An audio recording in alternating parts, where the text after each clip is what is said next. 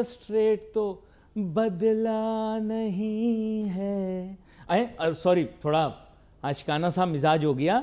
बात यह कि इंटरेस्ट रेट के पीछे तो बहुत शोर शराबा किया ताजिर सनतकार बिरादरी ने और शोर मचाए रखा, इंटरेस्ट रेट सिंगल डिजिट में हो जाएगा, ये हो जाएगा, वो हो जाएगा। मुझे याद आया एक दफ़ा मैं अपने एक अजीज़ रिश्तेदार थे, उनकी बेटी के निकाह पर गया। तो जब मैं गया तो मौलाना साहब ने, जो काजी थे, उन्होंने निकाहनामा रेडी करना शुरू किया। डॉक्यूमेंट उन्होंने दिखाया, दुल्हन के अब्बा को भी दिखाया और दूल्हा के अब्बा को भी दिखाया। तो फिर हक महर की जो अमाउंट थी उस पर झगड़ा हो गया। तो वो हक महर की जो लड़ाई थी ना, वो बिल्कुल ऐसी थी जैसे हमारे ताजिर बिरादरी वालों की स्टेट बैंक के साथ होती है। तो वो काफ़ी देर लगे रहे, हक महर यूं होना चाहिए, इतना होना चाहिए, उतना होना चाहिए। अब उनको भी पता था वो बेटी वाले हैं, कहाँ ये बातें सुनी जाती हैं। ताजिर सनतकारों, दुनिया की एक मिसाल याद रखना, बेटी वाले इस मुल्क में जब तक पाकिस्तान कायम है, बेटी वाले हमेशा उनका हाथ नीचे रहेगा, हुक्मरानों का हाथ ऊपर रहेगा और आप सिर्फ तमाशा देखोगे। अव्वल साइंसी इस्तिलाह के अंदर मैं आपको बता दूं कि महंगाई की शरह कम नहीं हुई और IMF अपनी साइंस की किताबें पाकिस्तानी ताजिरों सनतकारों के लिए फाड़ के नहीं फेंकेगा। इतनी कोई मोहब्बत उनको आपसे नहीं हुई कि वो अपने मुल्क की मईशत को या अपने बैनुल अक़वामी माशी निज़ाम को आपकी खातिर बदल के रखते। बुरा तो नहीं लगा? तो स्टेट बैंक ने जो भी फैसला किया बहुत सोच समझ के, हुकूमत, IMF और तमाम मामलात को देखते हुए किया और वो फैसला उनका मुनासिब समझा जाएगा। ताजिर सनतकारों की मांगें दुल्हन के बाप वाली हो सकती हैं। वो मांग आसमान सकता है, समुंदर का सारा पानी मांग सकता है, लेकिन मिलेंगे उसको वही 32 रुपये। सिक्का राइजुल वक्त। कैसा लगा? मज़ा आया? अभी तो शुरू हुआ है मज़ा आना। मेरे साथ बड़े अहम मेहमान शामिल गुफ्तगू हैं, जनाब ज़फ़र पराचा साहब, और किसी तारुफ के मोहताज नहीं हैं। वैसे तो ज़र मुबादला के कारोबार से वाबस्ता हैं, लेकिन मॉनेटरी पॉलिसी हो या स्टेट बैंक के मामलात, इन सब पे बड़ी गहरी निगाह रखते हैं। वेलकम करता हूँ ज़फ़र पराचा साहब। शुक्रिया आपका। ज़फ़र पराचा साहब, एक्चुअली प्रॉब्लम ये है कि स्टेट बैंक का फ़ैसला मेरे नज़दीक मुनासिब समझा जाएगा, लेकिन ताजिर सनतकार ज़ाहिरी बात है कंफ्यूज हैं। इनकी हमेशा अनरियलिस्टिक डिमांडें होती हैं। ये बिल्कुल जैसे ख़वातीन पठान से इस्त्री ख़रीदने के लिए जाती हैं, वो 1200 बोलता है, ये 200 बोल देती हैं।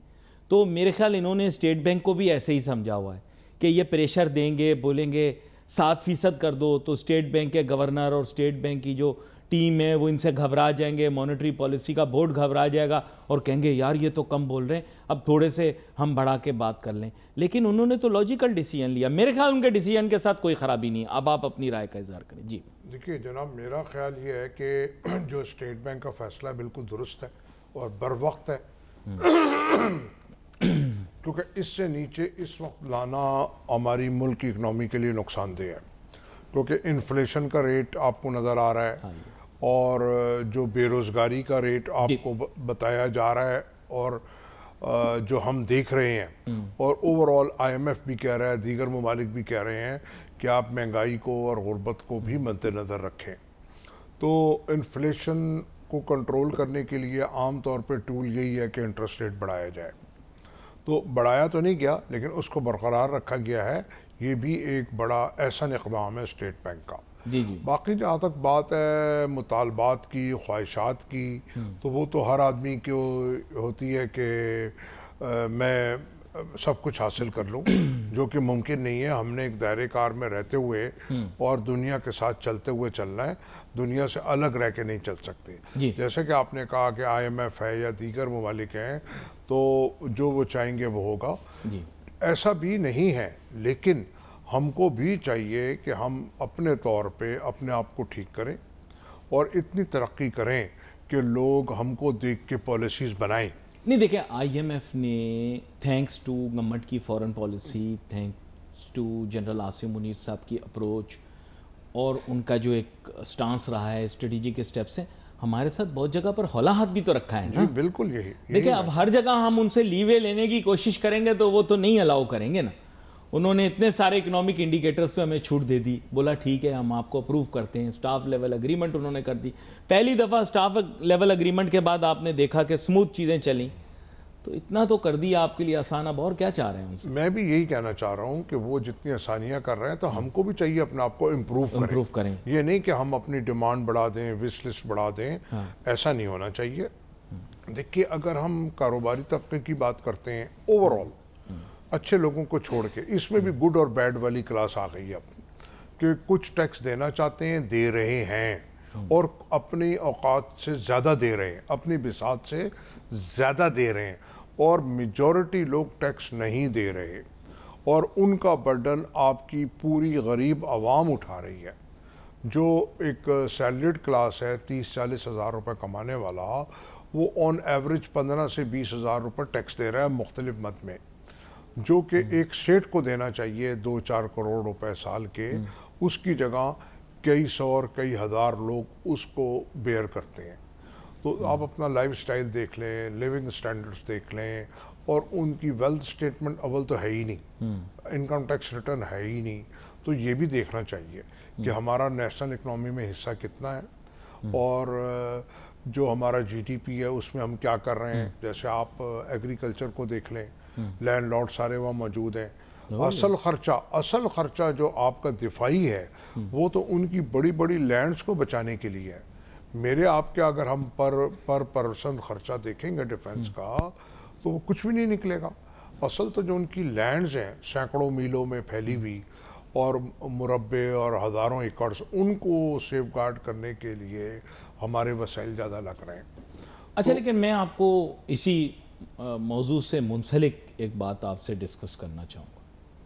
देखिए अभी आपने टैक्स निज़ाम की इस्लाहात की बात की, बुरा ना मानिएगा, अभी 2 लोग, मैं नाम नहीं लेता लेकिन मैं मजबूर हो गया हूँ कि इतना ज़्यादा इस मुल्क की अशराफिया उन लोगों को टाइम दे रही है। एक मिफ्ता इस्माइल साहब जिन्होंने मुल्क की मईशत का बेड़ा गर्क कर दिया, और दूसरा जनाब शब्बर जैदी साहब जिन्होंने बतौर FBR के चेयरमैन आम आदमी के लिए तो मेरे ख्याल से टके का कोई काम नहीं किया, लेकिन इन दोनों को आप हीरो बना के पेश कर रहे हैं, ये किताबें लिख रहे हैं। बुरा ना मानिएगा, मैं आपको तो नहीं मजबूर करूंगा कि आप इस बारे में राय दें।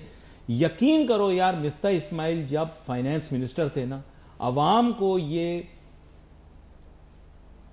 जूती की नोक में बोलना चाह रहा हूं, और फैमिली शो है वरना मैं आपको बताता कि जूते की नोक की बजाय कहां ये रखते थे।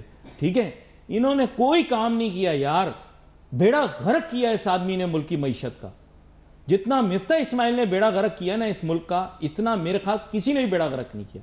और ये जाती मुफादात की तहफ़्फ़ुज़ की बात करता है यार, ये बिजनेसमैन आदमी होते हुए एक मुल्क का फाइनेंस मिनिस्टर था। ये शुक्रिया अदा करे इसको जो है ना, फाइनेंस मिनिस्टर क्या किसी जगह पर वो ना मिले मुलाजमत। और दूसरा शब्बर जैदी साहब पागल हुए में जगह जगह पर ड्रामे कर रहे हैं यार। जब ये बंदा FBR का चेयरमैन था, ये हमारा मीडिया वालों का फोन नहीं उठाता था। अब देखो तो बच्चों की सालगिरहों पे लेक्चर देने के लिए चला जाता है यार। सॉरी सर, आपकी मौजूदगी का फ़ायदा उठाते हुए मैंने, क्योंकि लोग आपका शो देखते हैं ना, चाहे शायद मेरी भी कोई बात सुने। मैं नाम किसी का नहीं लेता, मैं माजरत चाहता हूं, लेकिन इनको जितना आप टाइम दे रहे हो, ये इस काबिल नहीं है, ये दोनों ये इस काबिल नहीं है जी। सॉरी। देखिए जनाब, मैं इस बारे में कहना चाहूँगा कि ये एक हमारे एक रिवाज बन गया है, फैशन बन गया है कि जब तक हम पोजीशन में होते हैं, कोई पोजीशन हुकूमती हमारे पास होती है, तो हम हुकूमत की तारीफों के पुल बंद, आंखें यहाँ माथे पे रखी होती हैं सर। आप लोग इन्हीं लोगों से डायलॉग करने जाते हैं ना। रिटायर होने के बाद तो यार रिटायर बंदे दी गालते कुत्ता भी नहीं बनता, उसके बाद फिर आप शोर मचाते रहो। फिर देखिए जब ये लोग हुकूमती पे होते हैं तो उस वक्त ये हुकूमत के कसीदे पढ़ रहे होते हैं, और जो चले मुश्किल सवाल, मैं आपसे मुश्किल सवाल करता हूं, और जो फवाइद है वो हासिल करते हैं। फिर उसके बाद जब ये फारिग हो जाते हैं तो अपनी अहमियत जताने के लिए या अपने आप को मीडिया में रखने के लिए, अपने आप को जिंदा रखने के लिए फिर ये हुकूमत मुखालिफ बातें करते हैं। अच्छा, मैं टीवी पे माफ़ी मांगूंगा इन दोनों से, मैं इनसे सवाल कर लेता हूँ बराह रास्त। सर आप उस ज़माने में भी अभी भी कैप की नुमाइंदगी करते हैं किसी हद तक, लेकिन आप मुझे सच बताएं, क्या इन्होंने कॉम्प्रिहेंसिव आपके साथ रिफॉर्म डिस्कस किया फॉरेक्स का कि जी आए पराजा साहब, आप आए, ईकेप आए, आप हमें बताएं कि फॉरेन पॉलिसी के अंदर हमें रिफॉर्म क्या, सॉरी फॉरेन एक्सचेंज पॉलिसी में हमें क्या रिफॉर्म करना चाहिए? क्या हुआ ऐसा? देखिए, ये तो हम ही उन लोगों से रब्ता करते हैं, हुकूमती इदारे तो नहीं करते। हाँ, इस्टेब्लिशमेंट ज़रूर कर रही है, जैसे आपने जनरल आसिम मुनीर साहब का नाम लिया। नहीं, मैं इनकी स्पेसिफिकली बात कर रहा हूँ। मैं इन लोगों की बात मैं कर रहा हूँ कि ये इनके पीछे तो हमें भागना पड़ता है अपनी बात के लिए, जब ये लोग सीट पे होते हैं। कोई भी हो, ये कोई स्पेसिफिक के बारे में बात नहीं, और इस सब के बारे में बात हो रही है। नहीं होते तो फिर हमको, हाँ एक साहब हैं जिनके बारे में बात करूंगा, सलीम मांडवी वाला साहब, वो हमसे रब्ता करते हैं। अच्छा। और हमसे सुनते हैं बात, और अपनी स्टैंडिंग कमेटी के जो जिसके वो चेयरमैन है, बस खुद हमसे चीज़ें लेके वो कोशिश करते हैं। डिप्टी चेयरमैन सेनेट भी रहे हैं, हमारे प्रोग्राम पे भी शामिल हुए। तो वो मैंने अभी तक ये देखा है कि बजाते खुद ऐसे कारोबारी या आम इंसान या पाकिस्तानी वो काफ़ी मतलब क्या इन्होंने, मैं वैसे आपसे पूछना चाह रहा हूँ कि मैं कल देख रहा था मिफ्ता इस्माइल के एक दिन में 4-4 वीलॉग आ रहे हैं। मैं ये जानना चाह रहा हूँ सर, जितनी मेहनत ये वीलॉगों पर कर रहे हैं, क्या इन्होंने इतनी मेहनत पाकिस्तान के फॉरेन एक्सचेंज रेगुलेशंस के मामलात पर किए? मैं आपसे मासूमाना सवाल पूछ रहा हूँ। पाकिस्तान का सबसे बड़ा प्रॉब्लम डॉलर है। क्या इन्होंने सुबह शाम आपसे राब्ते किए? ज़फ़र पराचा साहब मुझे बताएं, कैसे मैं फॉरेक्स को रिफॉर्म करूं, कैसे मैं ज़्यादा डॉलर मुल्क में ला सकूं? आप मुझे एक बात बताओ प्लीज़, मैं अब जानना, आपको सवाल का जवाब देना पड़ेगा। कितनी दफ़ा आपको फ़ोन आया मिफ्ता इस्माइल साहब का? देखिए जनाब, बात यह है कि कभी रब्ता तो इन लोगों ने नहीं किया, हम ही रब्ता करते हैं और सजेशंस देते हैं। और आज भी यही हो रहा है कि आपके मुल्क में जो फॉरेन एक्सचेंज का बिजनेस है वो ओवर रेगुलेटेड है।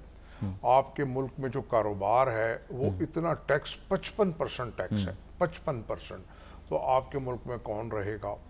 सब लोग भाग रहे हैं। ठीक है, अगर हम अच्छा की बात करते हैं, पॉजिटिव रुख दिखाते हैं, और पॉजिटिव बात करनी चाहिए अपने मुल्क के लिए, लेकिन बहुत सी बातें ऐसी हैं जो हुकूमत को आपके जैसे आपने फरमाया खुद रब्ता करना चाहिए, खुद देखना चाहिए। रब्ता ना भी करें तो उनके पास जो टीम मौजूद है, जो है, उनको देखते हुए उनको चीज़ें ठीक करनी चाहिए। जालमाना कानून नहीं बनाने चाहिए। जैसे कि अब आप हर तरफ देख लें, कभी सिंधी प्लेट आ गई, कभी ई सिस्टम आ गया, कभी कुछ आ गया, सिर्फ लोगों से पैसे छीनने वाली बात है। मिफ्ता इस्माइल साहब ने कितनी दफ़ा इसको एक नेशनल इशू बनाया कि हमें डैम बनाने चाहिए? मिफ्ता इस्माइल साहब, आपने कितनी दफ़ा मुल्क के सिस्टम को ठीक करने के मुतालिक सजेशंस लिए या दिए? अब आप ओहदे पे नहीं हो। ये बिल्कुल ऐसे होती है जैसे किसी औरत के साथ तलाक हो जाने के बाद उसके साथ रिश्ता कायम करने की कोशिश करना। भाईजान, आप जब वजीर खजाना थे, आपकी कारकर्दगी क्या थी? और ये जनाब शब्बर जैदी साहब दीवाने बन के टीवी के ऊपर, कभी वीलॉग्स के ऊपर बातें कर रहे हैं। इनसे आप पूछें, आप चेयरमैन एफबीआर थे, आपने क्या रिफॉर्म किया? मैं आपसे पूछता हूं ज़फ़र पराचा साहब, आप एक बिजनेसमैन हैं, कंस्ट्रक्शन के शोबे से भी आपका ताल्लुक है, खानदान आपका टेक्सटाइल का काम भी करता है, यू आर प्रोमिनेंट। आप मुझे बताएं, how many times did they ask the stakeholders, tell us what we need to do tax reform? आप मुझे बताएं, शब्बर जैदी साहब ने कभी बोला हो, ज़फ़र पराचा साहब मुझे बताएं टैक्स रिफॉर्म कैसे करना चाहिए? आप लोग किसी और मुल्क में काम नहीं करते, इस मुल्क के अंदर अरबों रुपए का इन्वेस्टमेंट करते हैं, आपसे पूछा? बताएं। नहीं, कभी ऐसा नहीं हुआ। हम ही राब्ता करते हैं और बड़ी मुश्किल से, और मिन्नतें करते हैं कि ठीक कर लो। गलत ना, बुरा ना मानना, लफ्ज मिन्नत मैंने इस्तेमाल किया, लेकिन ये तभी सुनते हैं बेचारे। सुबह शाम हम तजावीज़ देते हैं। पाकिस्तान में इस वक्त उन लोगों की सुनी जाती है जिसके पास मसल पावर है, जो हड़ताल करे, मुजाहरा करे, तोड़ फोड़ करे, उनकी सुनी जाती है। आम लोगों की, शरीफ लोगों की नहीं सुनी जाती। या मिजाज। सर आप मुझे ये बताएं, कारोबार के लिए 50,000 की रिसीट लेकर एक गरीब आदमी घूम रहा सारी दुनिया में, बिकॉज ये जनाब इनको लग रहा था शब्बर जैदी साहब को कि ये काम करने से अच्छा हो जाए, यानी एफबीआर की सारी रिसोर्सेज 50,000 की रसीदें इकट्ठे करने में लग रही थी। सर आपके ख्याल से ये प्रैक्टिकल है? देखिए, ये प्रैक्टिकल नहीं है। प्रैक्टिकल बहुत आसान है, वो हर चीज़ का हल है इनके पास, ये करना नहीं चाहते। देखिए, आपका जो CNIC नंबर है ना, वही सब कुछ है आपका। That's it. उसको आप सिस्टम में डालें, आपका पूरा बायोडाटा सारा ठीक है। ये करना नहीं चाहते। ये सिर्फ और सिर्फ पैसे बनाने का, ओहदे बनाने का, या अपने आप को कंसल्टेंट या एडवाइज़र या मुशीर मुकर्रर करने का एक तरीक़ेकार है कि मैं हाईलाइट हो जाऊं और मुझको कोई क्या चाहता वज़ीर ख़जाना बन जाऊँ, कोई चाहता मैं एडवाइज़र बन जाऊँ, कोई कुछ। भाई जब आप लोग सीट पे होते हैं तो आपने क्या किया? आपने बड़ी अच्छी बात की। आप कह रहे हैं मैं सिंध का वजीर खजाना बना तो मुझे दफ्तर में नहीं घुसने दिया, मुझे बोला कि मैं वजीर लगता ही नहीं हूं। तो भाईजान ये तो खैर एक अलहदा बहस है। आप जब कायम मुकाम वजीर खजाना बने सिंध के लिए तो आपने क्या काम किया? आप मुझे पूरे सिंध के जो है ना जिलों के नाम बता दें कि आपने कहां पे क्या क्या किया, मैं मान जाऊं। यार ये बातें वी लोगों में करना बहुत आसान है यार। अल्लाह ताला ने आपको ओहदा दिया, इख्तियार दिया, आप लोगों ने काम कुछ नहीं किया, आप आके मुल्क की इस्लाह शुरू कर दी है, सारी दुनिया को क्लास दे रहे हैं फाइनेंस की। सर मैं यकीन करें मैं बड़ा जज्बाती हो जाता हूं, माजरत, क्योंकि आजकल बिजनेस के वीलॉग वो चल रहे हैं जो बिजनेस के मौजू के ऊपर, यानी मैं और आप कोई मंतकी बात कर रहे हैं, आज इंटरेस्ट रेट पे बात कर रहे हैं, कौम इस बारे में नहीं जानना चाहती, मॉनेटरी पॉलिसी के बारे में नहीं जानना चाहती। वो सुनना चाहती है इन हारे हुए थके हुए घोड़ों को कि आए बताएं मुल्क की मईशत कैसे ठीक हो गई है। I don't want to take names, I am sorry, लेकिन वो मैंने एक चीज़ सीखी थी कि बंदा ओहदे ते ना रवे ना तो फिर उस तो बाद दी बड़ी खिंचाई करो ਹੁਣ ਤੇ ਉਹਦੇ ਤੇ नहीं होना भाईजान, ਹੁਣ ਤੇ ਅਸੀਂ ਤਾਂ सीख सकते हैं।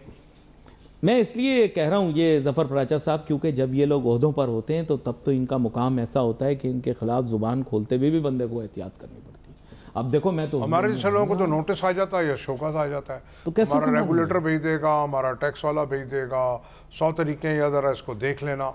बात ये देखिए, हम भी सारा दिन काम करते हैं, हम सारा दिन सजेशंस देते हैं, लिखते हैं, इनसे बेहतर तो बग़ैर डर खौफ के हम काम करते हैं। और ये सब अपने आप को नुमाया करने के लिए और अपने आप में अहमियत जताने के लिए। और बात ये वी लोग, वो कहते हैं ना, हम पंजाबी में कहते हैं कहना बेटी को और सुनाना बहू को, ठीक है। तो ये मकसद होते हैं कि पीछे बैक डोर पे कोई हमारे कोई जो काम है वो निकल आए या हमारी कोई सेटलमेंट हो जाए। अच्छा, मॉनेटरी पॉलिसी पे ही अगर मैं रहते हुए एक बात करूं, मिफ्ता इस्माइल साहब वजीर ख़जाना रहे, सर मुझे बताएं आपने मॉनेटरी पॉलिसी को ट्रांसपेरेंट बनाने के लिए कौन से हम तय की? हम जानना चाहते हैं।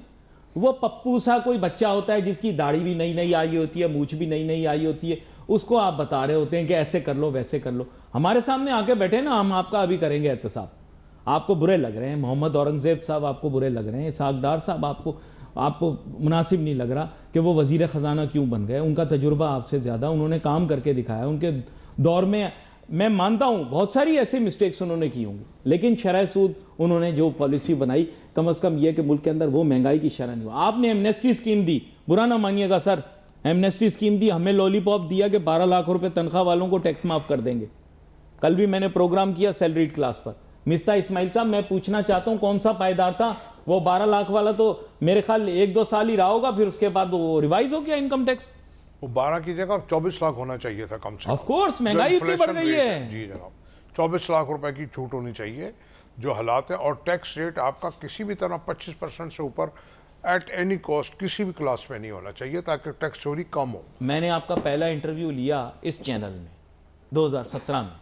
जब मैंने आपका इंटरव्यू लिया पेट्रोल 70 रुपए का था जी, पेट्रोल 70 रुपए का था, 70 रुपए का। क्यों मैं गलत बोल रहा हूं? इसलाह करो मेरी, 2017 में निकाल लो, 270 के आसपास था। दूसरी अहम बात यह है कि आपका जो फॉरेन एक्सचेंज की बात है, जिससे हर चीज़ जुड़ी हुई है मुल्क की हमारी, क्योंकि बदकिस्मती से हम इम्पोर्ट बेस्ड कंट्री हैं। दुनिया में सबसे जो कमज़ोर तरीन करेंसी है वो पाकिस्तान की है। आप अपने इर्द गिर्द खत्ते में देख लें, अफ़गानिस्तान, इंडिया, बांग्लादेश, कोई 80 रुपए पे है, कोई 90 रुपए पे है, कोई 70 रुपए पे है। तो पाकिस्तान में ऐसी कौन सी मुसीबत आ गई है कि डॉलर 300 रुपए का है? तो इसको भी आप नीचे लाएं ना। अपने बेसिकली क्या है, आपने अपने खर्चे कम करने हैं, सरकारी करप्शन ख़त्म करनी है, लूट मार ख़त्म करनी है, वो कोई करने को तैयार नहीं है। लेकिन एक बात, इसमें निज़ाम के काले भेड़ों को भी एक्सपोज करना पड़ेगा। तो सर वो आप लोगों के सिस्टम में भी हो सकते हैं सर, जी वो ऑर्गेनाइज्ड में भी हो सकते हैं, इनफॉर्मल में भी मौजूद है, जिन्होंने शेक हैंड किया हुआ है, ठीक है, और उनको मराद मिल रही है। हमारी एक्सचेंज कंपनियों में ऐसे लोग हैं जिनको आगे बढ़ाया जा रहा है, मराद दी जा रही हैं, बाकियों को दबाया जा रहा है।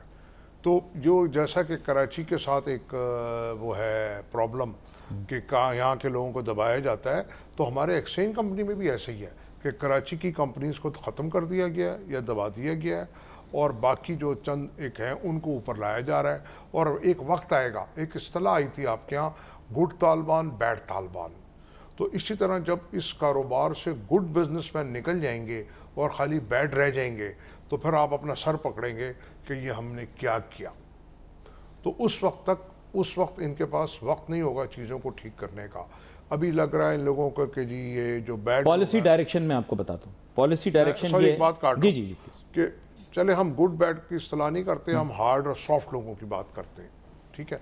जैसे हम हार्ड स्टेट ज़रूर बनाएं, लेकिन हार्ड जो जो जो बिजनेसमैन है या जो हार्ड लोग हैं उनको डोमिनेट ना करने दें, उनको जी सॉफ्ट लोग जो है ना उनको आप आगे लाएं, नहीं तो वो आपके मुल्क से निकल जाएंगे और निकल रहे हैं। क्योंकि जब आप इतना डिस्क्रिमिनेशन करेंगे, चीज़ों को ये करेंगे, और वही आप वाली बात कि आपकी आंखें यहाँ होंगी और एक वो बाबू जिसकी अभी मूछें नहीं आती वो बदतमीज़ी करेगा सीनियर लोगों से, सीनियर सिटीज़न से, ये जो टैक्स पे कर रहे हैं इतने भारी भारी, उनसे बदतमीज़ियाँ करेगा, तो लोग नहीं रहेंगे मुल्क में, आपके बच्चे रहने को तैयार नहीं हैं। तो ये जो हमारे फील्ड मार्शल साहब हैं बहुत काम कर रहे हैं, हर काम उन्हीं की वजह से ये कुछ डॉलर या चीज़ें ठीक हुई हैं, नहीं तो इन लोगों का बहुत मेहनत की है फील्ड मार्शल आसिम मुनीर साहब ने, बहुत इन लोगों का प्रोग्राम था 500 रुपये डॉलर ले जाने का, अफरा तफरी करने का, जो आपने याद होगा 350 तो हो गया था, ठीक है। अब जैसे हमारी जो इस्टेब्लिशमेंट है, फील्ड मार्शल हैं जो स्मगलिंग को रोकने की कोशिश कर रहे हैं, उधर उन्होंने वो जो सो कॉल्ड तालिबान सारे टेररिस्ट हैं, वो भाई तुमने जो दहशतगर्दी करनी है या तुमने जिहाद करना है तो तुम कहीं और किसी काफिर मुल्क में जाके करो ना, तुम यहाँ पे क्या कर रहे हो यार। क्या ये बड़ा अहम मुद्दा है जो कि आपने पेश किया है, आगे चल के भी इस बारे में बात करेंगे। और काफ़ी अरसे के बाद मुझे इनकी आवाज़ में, इनकी गुफ्तगू में for the first time after a long time मैं आपको ये बात बता रहा हूँ, मुझे डिसइल्यूजनमेंट और डिप्रेशन दिखाई दी। ये बड़े पॉजिटिव आदमी, मुश्किल वक्तों के अंदर भी मैंने देखा है, बहुत मुश्किल वक्त आए, ये मुस्कुराते हुए आए हमारे प्रोग्राम के अंदर। मुझे पता था इस बात का, इनको पता था इस बात का, बड़ी जुर्रत और हिम्मत के साथ इन्होंने हालात का मुकाबला किया। लेकिन फॉर द फर्स्ट टाइम मुझे इनकी आवाज़ में डिसइल्यूजनमेंट और डिप्रेशन इनकी गुफ्तगू में दिखाई दिया, सुनाई दिया। और साथ ही साथ मैंने फॉर द फर्स्ट टाइम जो इन्होंने आवाम की रेफरेंस से बातें की, आंखें भी थोड़ी बहुत नम देखी, क्योंकि महंगाई एक पर्टिनेंट इशू है, इसको कॉम्बैट करना पड़ेगा। और आफ्टर ऑल देखें, वी हैव टू अंडरस्टैंड, ये काम सिविलियन गवर्नमेंट का है, ये डोमेन उनकी है, ये काम उनको करना पड़ेगा, ये परफॉर्मेंस उनको दिखानी पड़ेगी। और मैं बता रहा हूँ कि दुनिया के बदलते हालात में, बड़ी गहरी बात आपसे कर रहा हूँ, दुनिया के बदलते हालात के अंदर अब पाकिस्तान की पोजीशन बहुत ज़्यादा मुस्तहकम हो चुकी है और यहाँ के निज़ाम में मौजूद अफराद की जो पोजीशन है वो भी पक्की हो चुकी है। ये पॉलिटिशियंस के मुतालिक बात नहीं कर रहा, पॉलिटिशियंस तो आते जाते रहेंगे, मेरी बात की गहराई को समझिएगा। इसलिए अब आपका जो ट्रांजैक्शन है पॉलिटिकल गवर्नमेंट का आवाम के साथ है, बिजनेसमैन का फाइनेंस मिनिस्ट्री के साथ है, ये अब डायरेक्ट कांटेक्ट बन गया। अब आप अकाउंटेबल हो, अब आपकी नौकरियां कोई नहीं बचाएगा, मैं आपको सही बात बता रहा हूँ। और बहुत सारी अफवाहें गर्दिश में हैं, अभी ब्रेक के दौरान भी मैं जो बातें खैर टीवी पर तो नहीं कर सकता, लेकिन वैसे आपको बता रहा हूँ कि बिलावल भुट्टो साहब की मुलाकातें और चहमगोइयाँ, बहुत सारी बातें हो रही हैं। अब वो सच क्या है क्या नहीं है, लेकिन रूमर फैक्ट्री इज़ वर्किंग। आप मानो ना मानो आपकी मर्जी है। और ये बिजनेसमैन भी इस बारे में बातें कर रहे हैं और आपने भी सुनी होंगी, हमें भी थोड़ी बताएं। पॉलिटिकल सेटअप के बारे में तो बात कर सकते हैं ना, उसका असर तो आपकी बिजनेस एनवायरनमेंट पे होगा ना, ये तो हम पूछ सकते हैं आपसे, पूछ लिया आपसे। देखिए जनाब, बात यह है कि इस वक्त कोई शक नहीं है कि हमारे माशी शहरिये बेहतर हैं और पॉजिटिव चीज़ें जा रही हैं, लेकिन जो ग्राउंड रियलिटी है ना वो भी हमें देखनी है कि उसमें कारोबारी लोग परेशान हैं और इंटरनेशनल इदारे भी मुल्क छोड़ के जा रहे हैं, लोकल भी मुल्क छोड़ के जा रहे हैं। अब उसके बारे में ये हमारे को बताया जा रहा है कि जनाब वो उनकी मर्ज़ी है, अगर वो जाना चाहते हैं तो उनका अपना फ़ैसला है, तो ऐसा नहीं होता। इसी तरह मुख्तलिफ़ इंडस्ट्रीज़ जो बंद हो रही थी उनके ऊपर भी सोचना चाहिए। फिर एक्सचेंज बिजनेस आप देखेंगे आने वाले दिनों में, मेरी एप्रीहेंशन है काफ़ी एक्सचेंज कंपनियां बंद हो जाएंगी due to over regulation, due to जो डबल स्टैंडर्ड्स हैं लोगों की मुख्तलिफ कंपनियों। देखो पॉलिसी डायरेक्शन आपको बता देता हूँ, माजरत पहले मेरे जहन से निकल गया। पॉलिसी डायरेक्शन ये है कि कमर्शियल बैंक्स को फॉरेन एक्सचेंज का बिज़नेस संभालने की जब से आपने लाइसेंस की इजाज़त दे दी है, तो ये काउंटर उसका है और ये कैश काउंटर बैंक का है।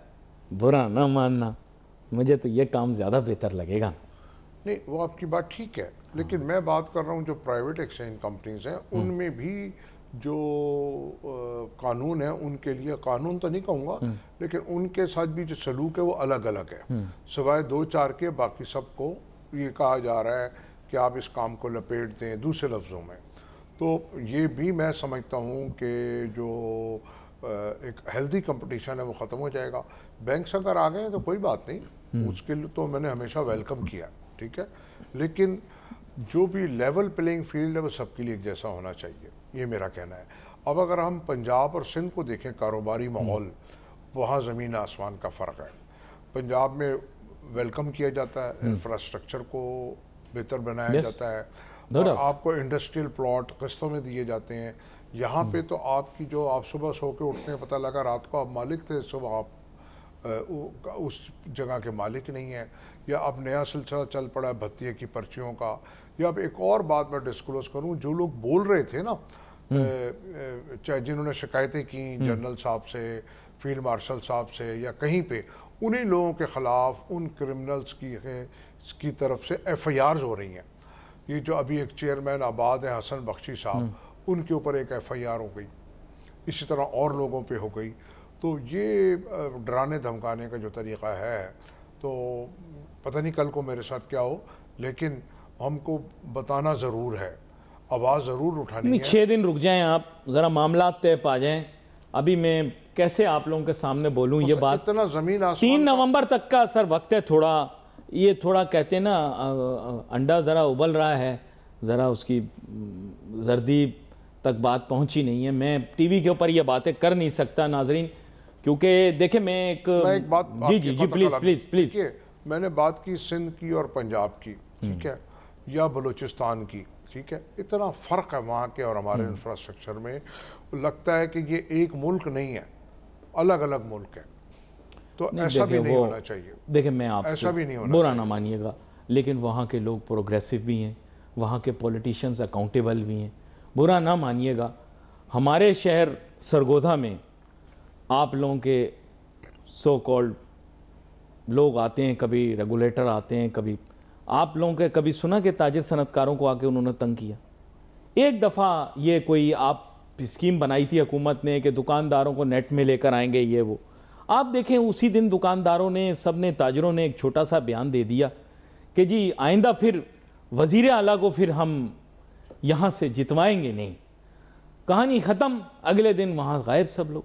आप देखें, आपने कोई शिकायत सुनी हो? हमारा भी वहाँ पे प्रेस क्लब है, तो कुछ नहीं हुआ। आप देखें सियालकोट वाले मुतमईन बैठे हैं, सुकून में बैठे हैं। हमारे 6 बंदे होते हैं और 3 वज़ीर होते हैं, आपकी 18 सीटें आपको कमज़ोर किस्म की वजारतें मिली हुई हैं, अपनों कोई टीके लगा रहे हैं। आप समझ जाएं सर, आप मेरी बात की गहराई को। हमारी 6 सीटें हैं, 3 वज़ीर हैं, आपके 18 लोग बैठे हैं, कुछ नहीं कर पा रहे। ये हमारा कसूर है। सरगोधा में तो हमारी सूबाई असम्बली की सीटें, फिर भी हम लोग सारा काम करके दिखा रहे हैं। आप बताएं, आप लोगों की नहीं सुनी जा रही, हमारे सारे काम हो रहे हैं। आप बताएं नहीं हो रहे? मतलब वो हम खुद सुस्त हैं सरगोधा के लोग, वरना अदरवाइज़ हमारे काम तो सारे हो रहे हैं। आप बताएं नहीं हो रहे? बलवाल वाले जो हैं कितने इन्फ्लुएंशियल हैं, आपके सामने चीज़ है। कहना क्या है, हमारे नज़दीकी चिनोट है, चिनोट का भी बंदा हमने वज़ीर बनाया हुआ है। आप बताएं, आपकी 18 सीटें आपके पास हैं? मैं वैसे आपको पूछ रहा हूँ, सवाल है, आपकी खामोश मुस्कुराहट मेरे सवाल का जवाब दे। बात ख़त्म, सिंपल सी चीज़ है। अपनी रिप्रेजेंटेशन खुद सीख करनी है ना सर, रौला रप्पा खुद डालना है। सोशल मीडिया के ऊपर 4 तकरीरें कर देने से कि हमारे कारकुन ये और हमारे वो, इससे नहीं होता सर। बिजनेसमैनों से कितनी मुलाकात हुई, मैं बुरा ना मानिएगा, मैं सबकी इज्जत करता हूँ, लेकिन मेरे वालिद साहब अल्लाह बख्शे मुझे कुछ उसूल सिखा गए। हाँ, बिजनेसमैन तो उनसे मिलने से डरते हैं। इनसे नेड़े ना लगना। नहीं, लेकिन मैं आपको बताऊं, मेरा एक उसूल है MMM का। मैं MMM में एक सियासी जमात भी आती, मैं उनसे दूर ही रहता हूँ। मेरी इज़्ज़त बहुत करते हैं जहाँ मिलते हैं, लेकिन मैं कोशिश करता हूँ मैं दूर रहूँ। लेकिन मैं वैसे आपको बता रहा हूँ कि ज़फ़र बराचा साहब, ये मेरे सवालात की बौछार ने आपको जवाब दे दिया होगा। 6-6, 7-7 सीटों वाले हमारे शहर जो हैं, उनके मसाइल ऐसे हल होते हैं। हमारा MNA रात को सो नहीं सकता सर, हमारे नज़दीक ही फैसलाबाद पड़ता है। आप बताएं, एक फैक्ट्री का मालिक हो, उसको कोई प्रॉब्लम आ जाए, आप मुझे बताएं, उसको तकरीरें करनी पड़ती हैं, उसको क्लिपें बनानी पड़ती हैं। ऐसे हमारे MNA एक्टिवेट होते हैं फैसलाबाद के। इस तरह हमारा MPA ऐसे दौड़ता दौड़ता आता है उस मोहल्ले के अंदर। बुरा ना माने, मैं आपको बता रहा हूँ, हम बड़े सूबे के लोग हैं भाईजान, बुरा ना मानना, वैसे आपको बता रहे हैं, हमारे काम ऐसे होते हैं। कोई मुश्किल हो जाए, छोटी छोटी जगह, आपको टोबा टैक्सिंग छोटा लगता है ना, आप बता दूं, टोबा टैक्सिंग के अंदर भी अगर कोई मसला हो जाए ना, हमारा MNA MPA ऐसे पहुंचता है कि काम बताओ, मसले का हल बताओ। आप बता नहीं रहे, आप लोगों के इतने सीटें हैं वहाँ पर। सवाल का जवाब आपको मिल गया माजरत के साथ। आप बताएं ना, आप अभी बोल रहे थे, ये कसूर किसी का नहीं है, कसूर बस यही है कि रिप्रेजेंटेशन जो है उसको ज़्यादा एक्टिव होना है, बिज़नेस के मसाइल को हल करना है, आपके इश्यूज़ को हल करना है। ये हमारे लिए पर्टिनेंट नहीं है कि किसी पॉलिटिकल पार्टी के दफातर कहाँ काम कर रहे हैं। हमारे लिए पर्टिनेंट ये है कि ये बिजनेसमैन पाकिस्तान में रहें। इनका मुंह से ये कह ही देना कि हम अगर कल चले गए तो क्या होगा, that's a big deal for me. If I am the government then it is a big deal for me. लेकिन आपको पता है कई जवाब मिलते हैं, कहते हैं ये तो आपकी कॉल है, आप जो मर्जी करें, जाने चले जाए। तो बट दैट्स नॉट राइट। आपको ये जवाब मिलेगा, आपकी मर्जी, आप करें करें, ना करें ना करें। देखिए सर, ऐसी बात बहुत नहीं लोग हैं वहाँ पर आने वाले इन्वेस्टर, वो आगे से ही जवाब मिलता है। फॉरेक्स का काम करने वाले लोग ऐसे नहीं कि हमारे जो हैं वो नॉलेजेबल लोग नहीं हैं। पूरे अफ्रीका के अंदर मैं आपको बता दूं, पाकिस्तानी, इंडियन में मैं बोलूँगा, पाकिस्तानी और इंडियन मनी चेंजर के बिजनेस को डोमिनेट करते हैं। पूरी दुनिया, गलत बोल रहा हूं? पूरी दुनिया में, अफ्रीका में नहीं, पूरी यूरोप हो, अमेरिका हो, कनाडा हो, पूरी दुनिया में। अब तो यूरोपियाई भी 2-3 ममालिक हैं जहां पर फॉरेन एक्सचेंज का बिजनेस हर बिजनेस में, बहुत सर, यस, हर बिजनेस में आगे हैं, सिवाय पाकिस्तान के। पाकिस्तान दिफाई तौर पे इतना मजबूत मुल्क है क्योंकि वो बचा हुआ है, वो इदारा सियासतदानों से या आपके सरकारी अफसरान से, तो इसलिए वो दिफा में पाकिस्तान बहुत आगे है। लेकिन बाकी सब चीज़ों में पीछे है, ठीक है ना। अब अगर आपके आर्मी चीफ को जाना पड़े फाइनेंशियल मामलात के लिए, अपनी गारंटी देनी पड़े ज़ाती तौर पे, तो फिर क्या रह जाता है? हर जगह हर मुआहदे में उनको जाना पड़ रहा है, देखे ना। तो इसका मकसद है कि बाकी हुकूमत तो फेल है। लेकिन गवर्नमेंट को कन्विंस करने की हमें कोशिश करनी चाहिए कि वो अब वक्त आ चुका है, वो अवाम पर तवज्जो दें। देखिए सर, इस वक्त प्रॉब्लम मैं आपको बताऊं, मुझे कोहेरेंस दिखाई नहीं देती, बुरा ना मानिएगा। मैं चाहता हूँ, आई रियली विश, मैं जानता हूँ इनका बड़ा अच्छा बैकग्राउंड है जनाब औरंगज़ेब साहब का, जो कि वज़ीर ख़जाना है। He needs to take people on board. This is not a corporation. You need to come up with something really innovative to pull our country out of trouble.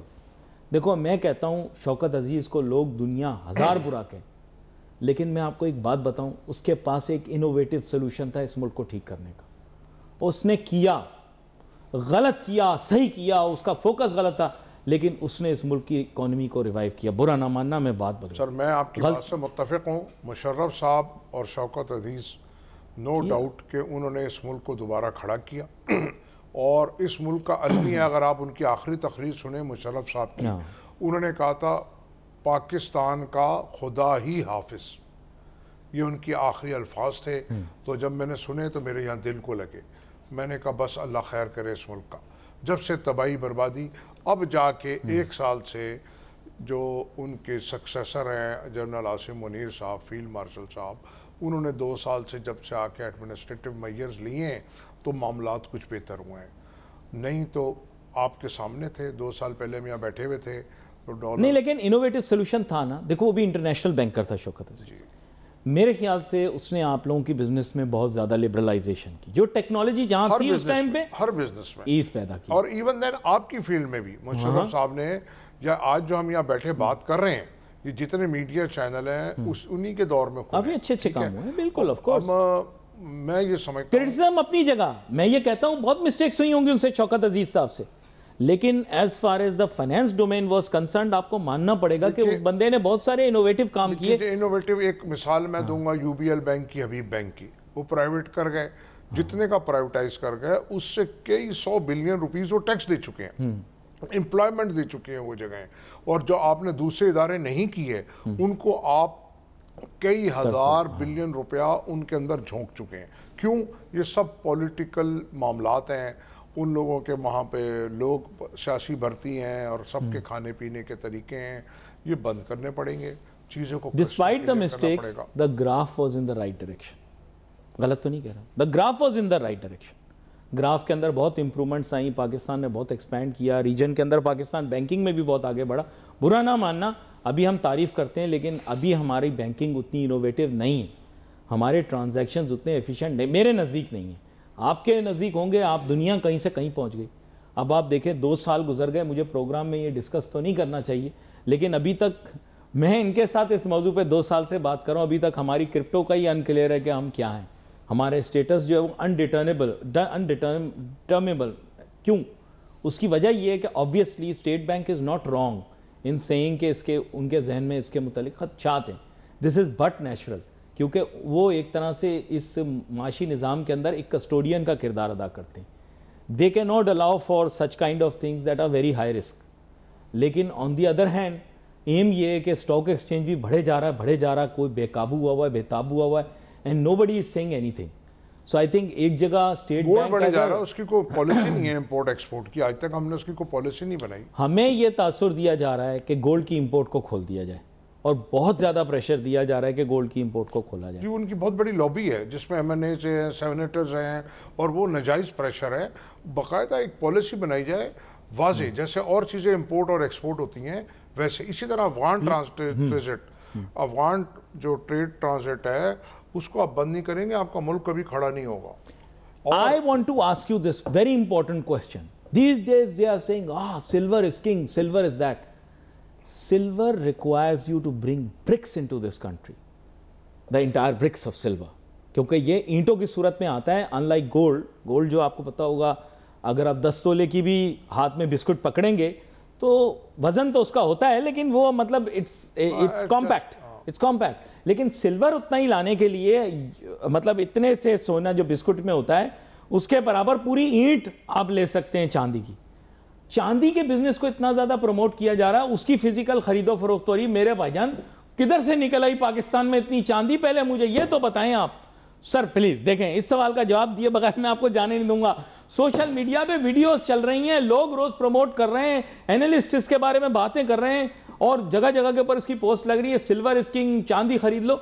My issue is, where will this physical silver come from? क्या government की policy है import की? Sir, I want to know. देखिए, बात यह है gold क्योंकि बहुत महंगा हो गया है, तो लोग उसके हवाले से उसको कंपेयर कर रहे हैं। जितना गोल्ड बढ़ा है पिछले 2 सालों में डबल, या पिछले 5 सालों में ट्रिपल, तो चांदी उस हिसाब से नहीं बढ़ी।